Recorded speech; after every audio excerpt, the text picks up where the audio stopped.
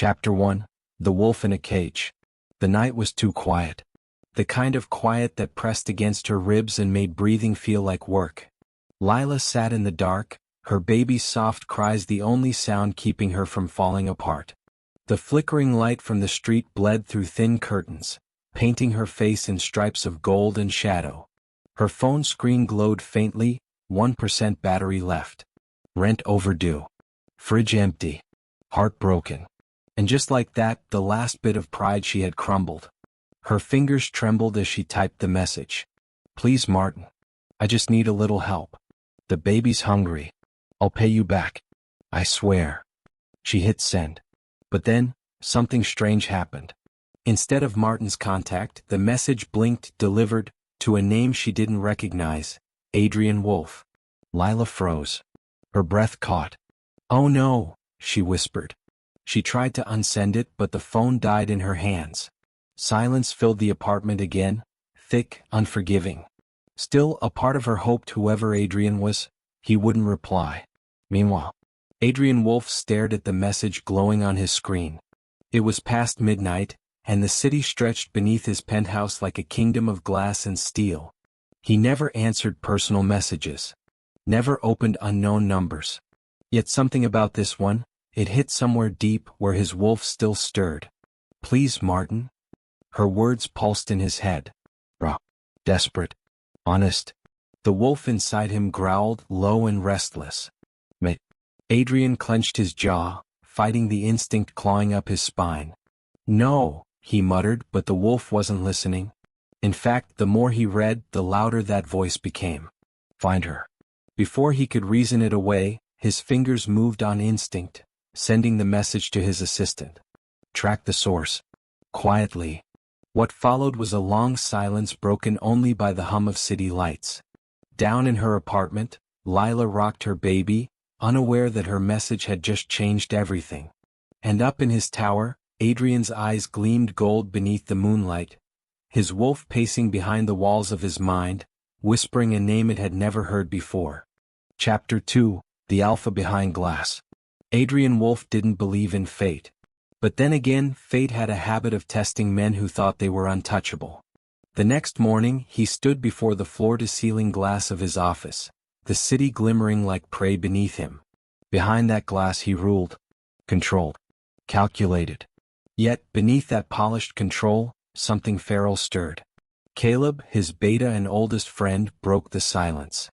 You haven't slept, have you? Adrian didn't answer. His gaze lingered on the text message replaying in his mind. The baby's hungry? It shouldn't have mattered. But it did.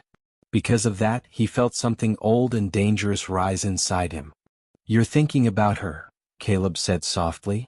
The human. Adrian's jaw tightened. I just want to know why her words woke my wolf. Maybe, Caleb said, because she's not just anyone. More importantly, Adrian already knew he wouldn't rest until he saw her. Still, the risk was clear. The last time he'd listened to his instincts, he'd lost control, and someone had died. Even so, he couldn't ignore it. Find her, he ordered. But tell her it's for a recruitment program. No mention of me. Caleb's brows furrowed. You're bringing her into Wolf Industries? That's dangerous. That's why, Adrian said quietly, I'll keep her close. That night, as rain whispered against the glass, Adrian stood alone in his office. The city below blurred into streaks of light. Her message still haunted him. And beneath his skin, his wolf pressed forward, restless and hungry. She called by mistake, he thought. But maybe, mistakes are fate's favorite tricks. Chapter 3. Threads of Fate. Lila didn't believe good things just happened. Not to people like her. So when she got the call offering a paid position at Wolf Industries, she almost hung up. Are you sure? She asked. I didn't apply. The woman on the other end laughed softly.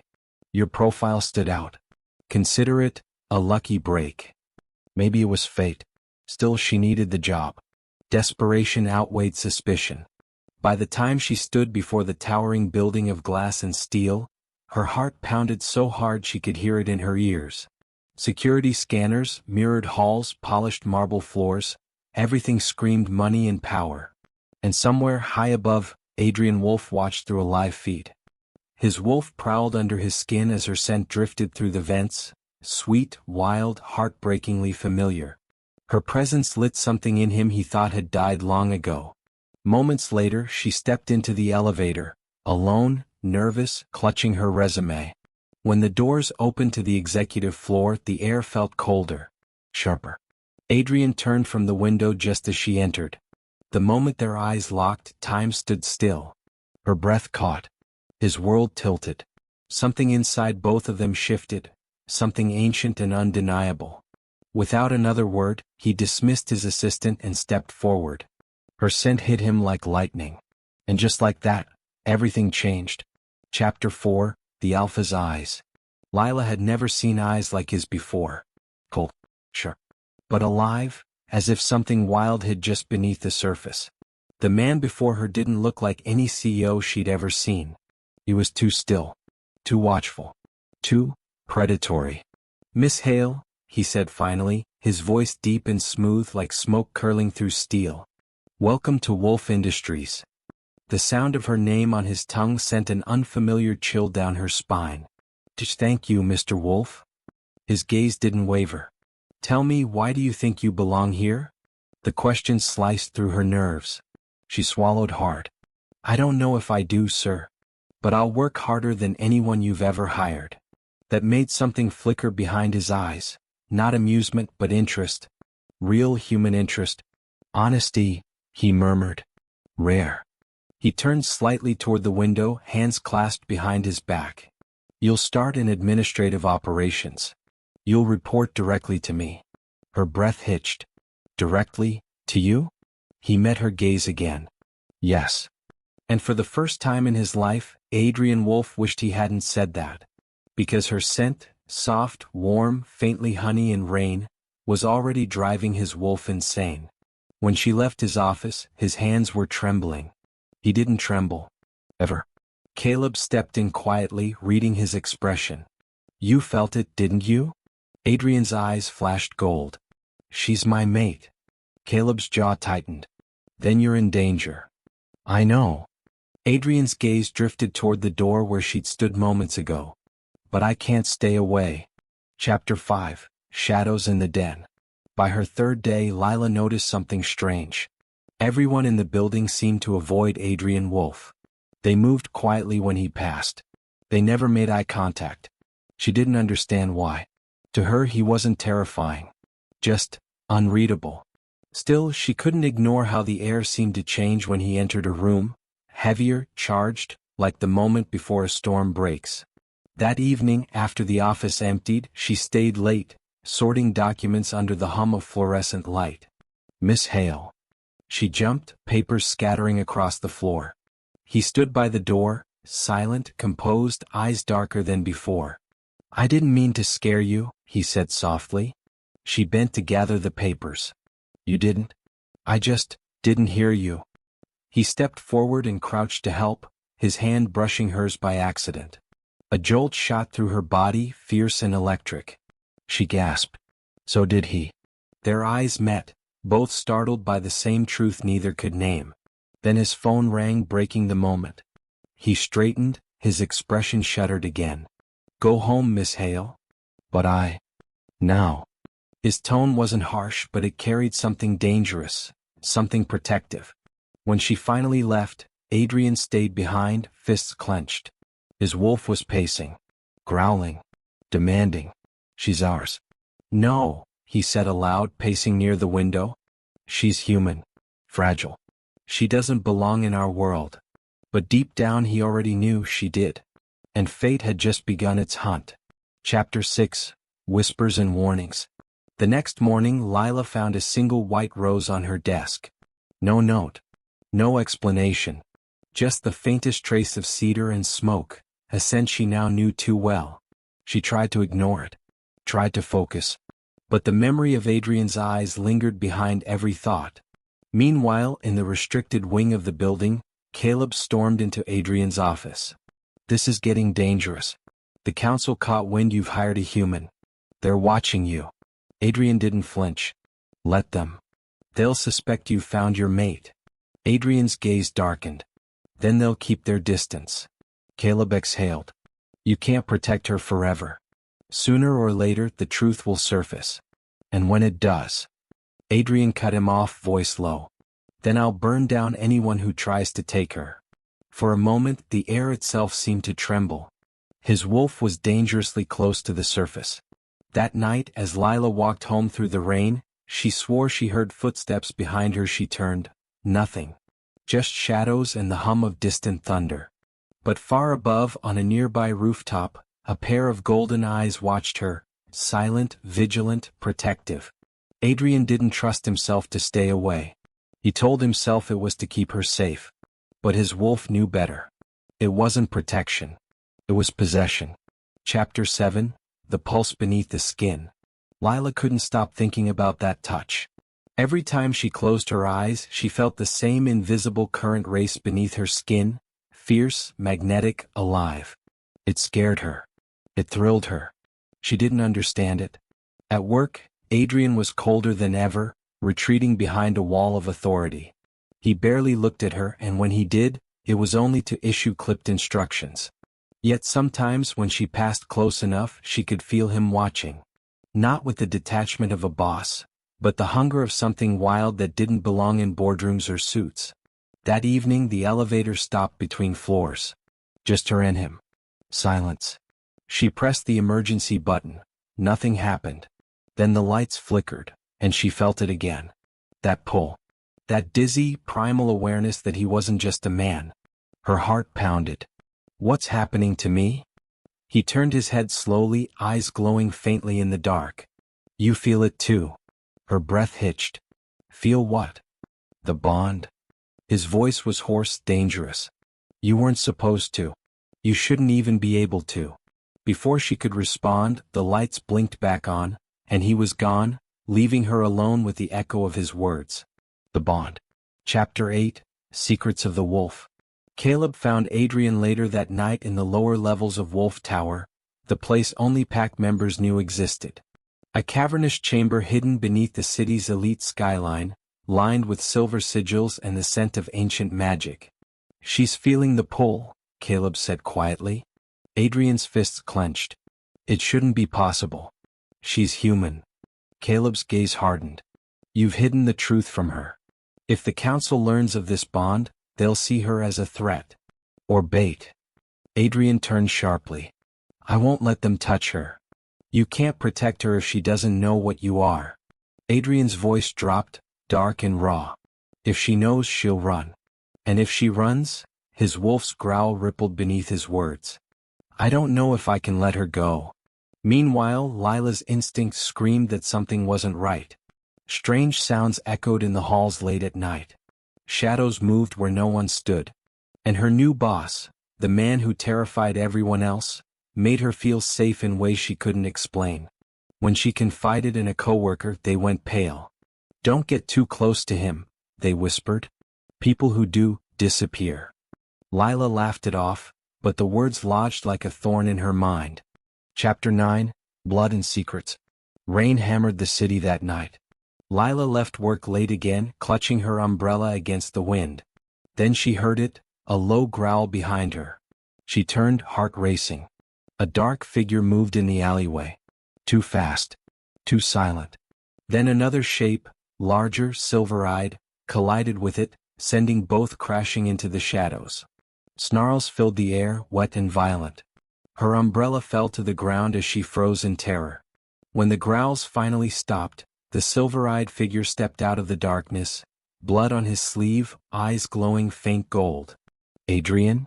He didn't answer. Just looked at her, raw, unmasked. Go home, he said quietly. She took a step closer. You're hurt. He flinched back. Don't? Why are your eyes? Don't ask questions you don't want the answers to, Lila. His voice was breaking. But she wasn't backing down anymore. She stepped forward and touched his face, the same electricity sparking through her fingers. I already know the answer. His breath shuddered. Then say it. Her voice was barely a whisper. You're not human. And for the first time he didn't deny it.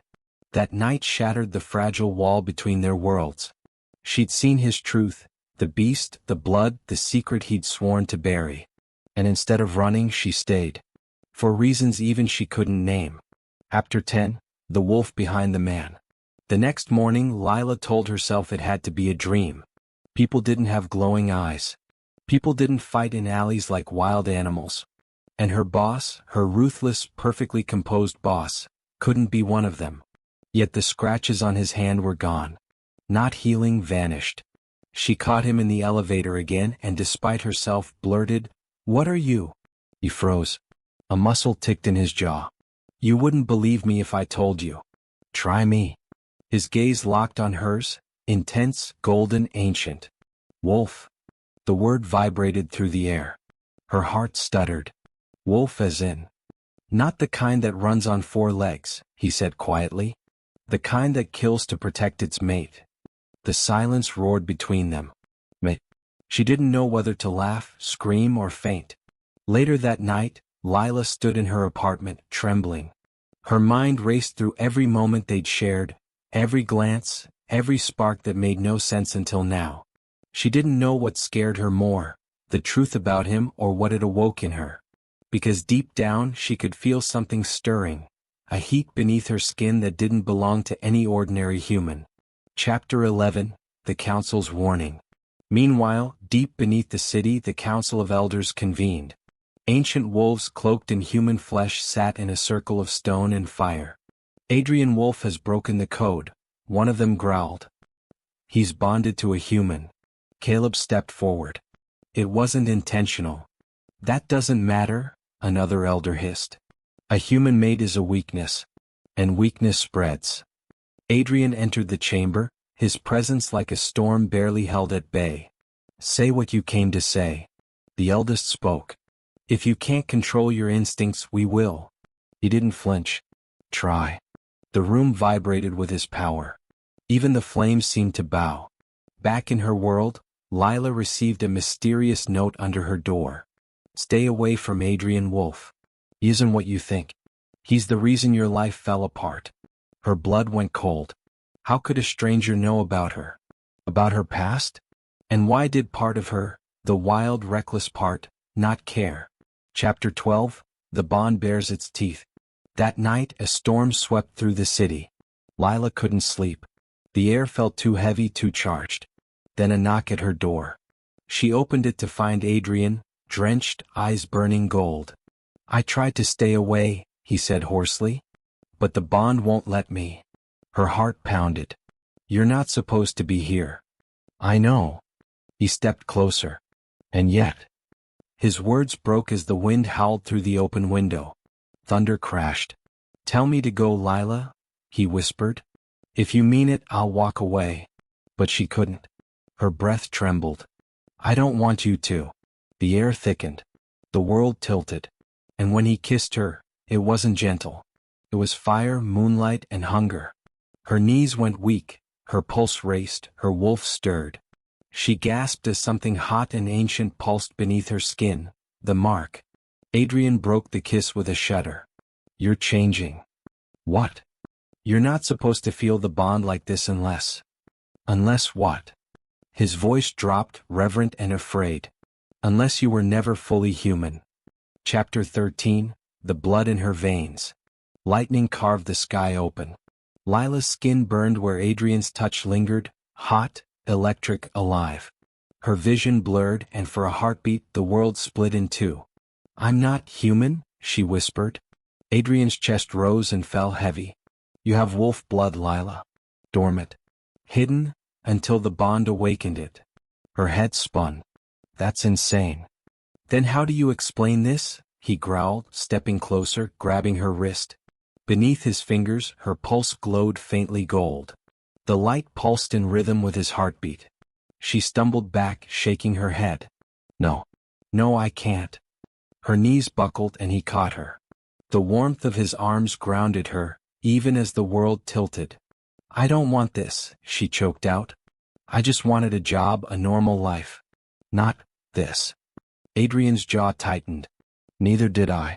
But fate doesn't care what we want." Moments later, as the storm raged outside, something ancient stirred within her chest. Her senses sharpened. The hum of the city became a symphony of sound. She could hear the rain, each droplet hitting the pavement below. She could smell him, wolf, cedar, storm. And just like that, everything changed. Her eyes flickered gold. Chapter 14, The Alpha's Choice. By the time dawn cracked the sky, the council's decree had spread through the packs. Kill the human before the bond completes. Adrian stood at the window of his office, his reflection fractured by lightning. They'll come for her, he said. Caleb swallowed. Then you have to let her go. He turned slowly. I can't. Adrian. She's mine. The words were quiet. Final. Still, beneath that calm, a storm brewed, half love, half madness. Meanwhile, Lila sat in her small apartment, holding her sleeping baby close.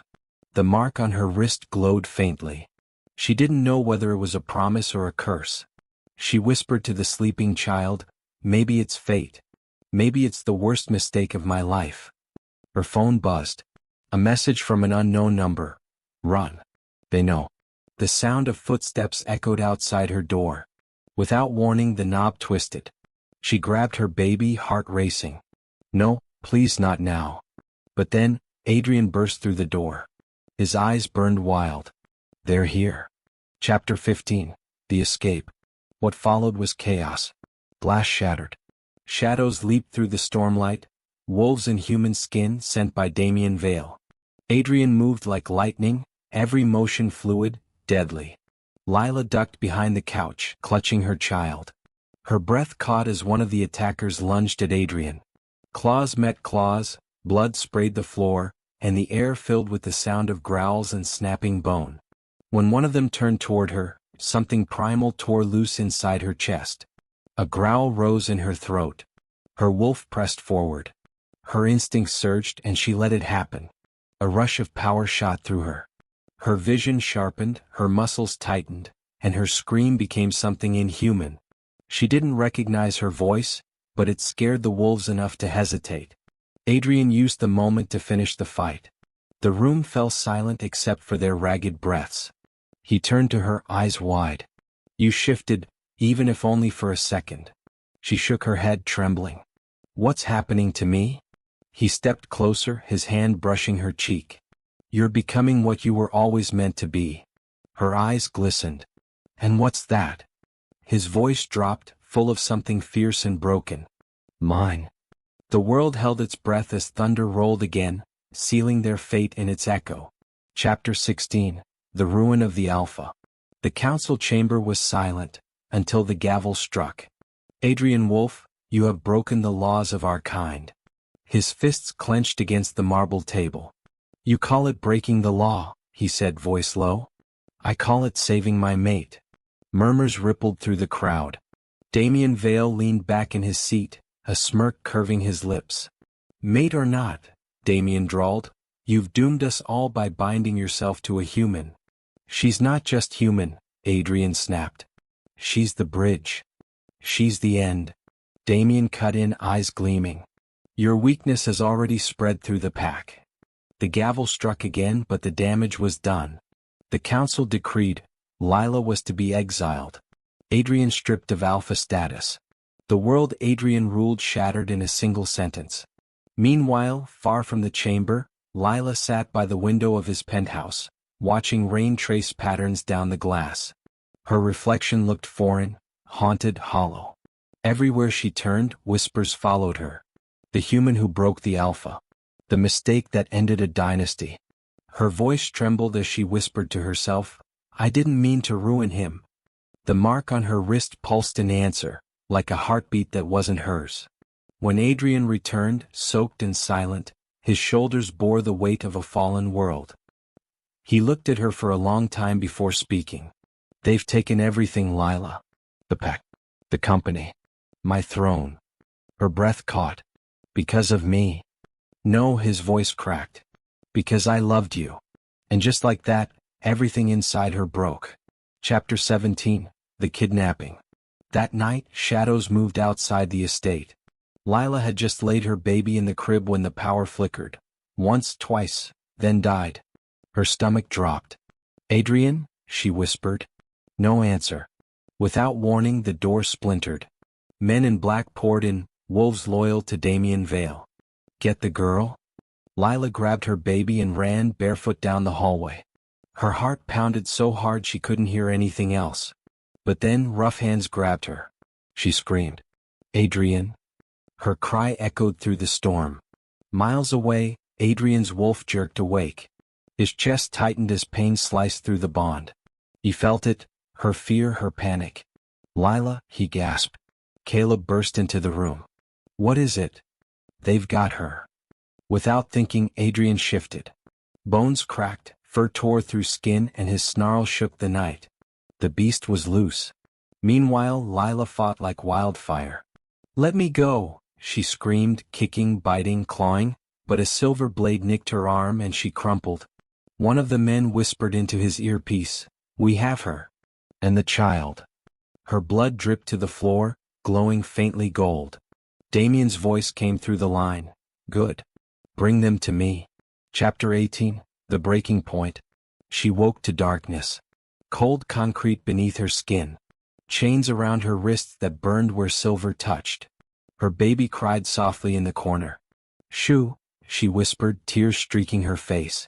Mommy's here. The air was thick with damp and despair. Every breath hurt. When Damien entered, his smile was ice. Well, the famous mate. The curse wrapped in skin. What do you want from me? Everything, he said simply. Your fear. Your pain. His surrender. Lila shook her head, trembling. He'll come for me. Damien chuckled. I know. That's the plan. He leaned closer, his breath hot against her ear. When he does, he'll lose control. And the beast inside him will destroy him.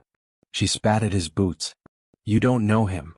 Oh, I do, Damien said, straightening. Because I used to be him.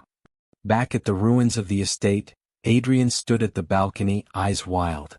The bond burned in his chest like molten fire. He could feel her slipping away. Caleb, he said, voice trembling, I can't control it anymore. You'll lose yourself, Caleb warned. The wolf will consume you. Adrian's eyes flashed gold. Then let it. And just like that, his human restraint shattered. A roar split the night, echoing across the valley, raw, broken, infinite. Lila in her cell felt it through the bond. Her heart broke as she whispered, He's coming? Her soul answered his call. Chapter 19, The Bond That Burns.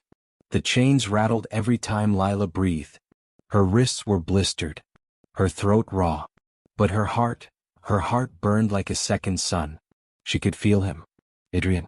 His rage, his pain, his love, all roaring through the invisible thread that bound them. Please, she whispered into the darkness, don't lose yourself to the beast. The mark on her skin shimmered faintly, gold bleeding through the dirt. Her tears fell onto the symbol and the glow deepened. Then something shifted. The air trembled. The chains hissed, then snapped, one by one, until she was free. Her wolf hadn't been born of bite or blood. It had been awakened by love. She rose, trembling but defiant. You're not the only one with claws anymore, she murmured. Meanwhile, deep in the forest, Adrian tore through the night like a storm incarnate. His fur was matted with rain, eyes wild gold. He wasn't fully man or wolf, he was something in between. Something ancient. Something unstoppable. When Caleb caught up, panting, he yelled, You'll kill yourself. Adrian snarled, Then I'll die finding her. The sky answered with thunder. He could sense her pulse, a flicker in his chest, guiding him north, toward Damien's compound. He ran faster. Chapter 20, The Clash of Alphas. Damien's hideout loomed, a fortress of iron and flame. Lila crept through the corridors, barefoot and blood-stained, clutching her child close. Her instincts sharpened with every breath. When the guards found her, she didn't scream. She growled. Wolves lunged, but her power flared, an invisible shockwave that threw them backward. Her eyes glowed amber, wild and beautiful. Stay away from my baby. Her voice wasn't pleading anymore. It was a command. Outside, lightning split the sky as Adrian crashed through the gates. Metal twisted, alarms blared, and the scent of her hit him like oxygen. Lila, he roared. Damien appeared on the balcony, smirking down at him. Come to claim what's mine? She was never yours. The ground shook as Adrian's wolf surged to the surface. Massive, black as shadow, eyes burning gold. Damien shifted too, silver fur, eyes like frost. Two alphas. One destiny. The storm exploded around them. They collided, fangs, claws, fury. Every strike sent shockwaves through the compound. Adrian's rage was volcanic. Damien's precision was lethal. But rage burns fast. Damien's claws raked Adrian's side, silver blood spilling. Still weak, Damien hissed. Still bound by love. Adrian staggered. Fell to one knee. Then a voice cut through the chaos, soft but steady. Get up, Lila. She stood at the edge of the battleground, their baby in her arms, glowing faintly gold. You don't fight for me, she said, eyes shining. You fight with me. Their bond flared like a star reborn. Adrian rose. And together their combined power tore the night apart. Chapter 21, The Breaking of the Curse. Damien lunged, fangs bared, but Lila stepped forward, fearless. Her power met his in a blinding surge of light. The ancient mark on her skin pulsed, then burst, sending golden fire through the air. Damien screamed as the light consumed him, his body disintegrating into ash. Silence fell. The storm faded. Only the steady heartbeat of three souls remained, hers, his, and the tiny one between them. Adrian shifted back, panting, bloodied. He reached for her, voice breaking. I thought I'd lost you. Lila smiled through tears. You did. But then you found me. He pressed his forehead to hers, trembling. No more running, he whispered. She nodded. No more cages. The first light of dawn broke across the horizon, touching the ashes that once were Damien Vale. The curse was broken. But their story wasn't over yet. Chapter 22, After the Storm. The forest lay quiet. Rain dripped from the leaves like tears of relief. Adrian carried Lila through the wreckage of Damien's compound, her head resting against his chest. The sun was rising, soft gold spilling through the trees, painting her skin in light. Your heart, he murmured. I felt it calling me even through the pain. Lila looked up, her eyes weary but luminous. It wasn't my heart calling, she whispered. It was ours. He smiled faintly, the first real smile in years, and kissed her forehead. For the first time since his mate's death, the emptiness inside him wasn't hollow anymore. It was full. As he carried her into the dawn, the pack gathered silently. Some bowed their heads. Others knelt. None spoke. They could feel it, the shift in the air. The curse that had haunted them was broken. The Alpha had found his heart again. Chapter 23, The Healing Moon. Days later, beneath the silver glow of the full moon, the healing began. Lila sat on a wooden bench at the edge of the pack's sanctuary, her baby asleep in her arms. The forest hummed with life, wolves running through moonlight, their howls carrying joy instead of grief. Adrian approached quietly. He traded his suit for something simple, black cotton, no armor, no mask. He sat beside her. Neither spoke at first. Only the sound of the child's soft breathing filled the air. Then gently Adrian said, I was afraid to feel again. Because feeling means losing control. She turned toward him, eyes shimmering. And I was afraid to ask for help. Because needing someone meant being weak. They looked at each other, understanding dawning between them like sunrise through fog. He brushed his fingers along her cheek. Turns out, he said softly, we were both wrong. She smiled. Turns out, love makes us stronger. The moonlight flared brighter, bathing them both in its glow, as if the bond between them had been seen and blessed by the stars themselves. Chapter 24, The Alpha's Choice. Adrian stood before his pack, Lila beside him. The hall was alive with murmurs. Every wolf was there, faces marked with awe, fear, hope. He lifted his hand. Silence fell. For too long, he said, voice steady, we've ruled with fear. I've ruled with it. But fear didn't protect us. It broke us. He looked at Lila, and then at the wolves who had followed him through darkness. From this day on, our strength won't come from control. It'll come from trust, in one another, and in the bonds that make us more than beasts. Lila's hand found his. The pack bowed their heads, not in submission but in unity. A new era was born beneath the Alpha's vow. Chapter 25, The Dawn of Forever. Weeks later. The world had changed, not in grand ways but in small, sacred ones. The once silent halls of Wolf Manor now echoed with laughter. The garden was full of color again.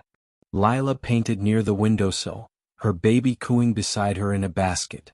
Adrian leaned against the doorway, watching them with quiet reverence. His wolf purred inside him, content. "Oh, do you ever wonder what would have happened if you hadn't sent that message?" he asked. She turned, smiling. "No. Because fate always finds a way to text the right number, eventually." He chuckled, crossing the room. When he kissed her, it wasn't fire or hunger anymore. It was home. The baby giggled. Outside, the wind carried the sound of wolves howling under a golden dawn, not a warning but a celebration. Their story, born from accident, had become destiny. And destiny this time chose love. 1 year later. A warm summer evening. The city lights shimmered in the distance as Lila stood on the balcony of Wolf Tower, now half owned by the woman who once couldn't afford baby formula. Behind her, Adrian held their daughter, a tiny girl with storm-gray eyes and a mischievous smile. "Think she'll have your stubbornness?" Lila teased. "Gods, I hope not," he murmured, kissing her temple. "Once was enough." Lila laughed softly.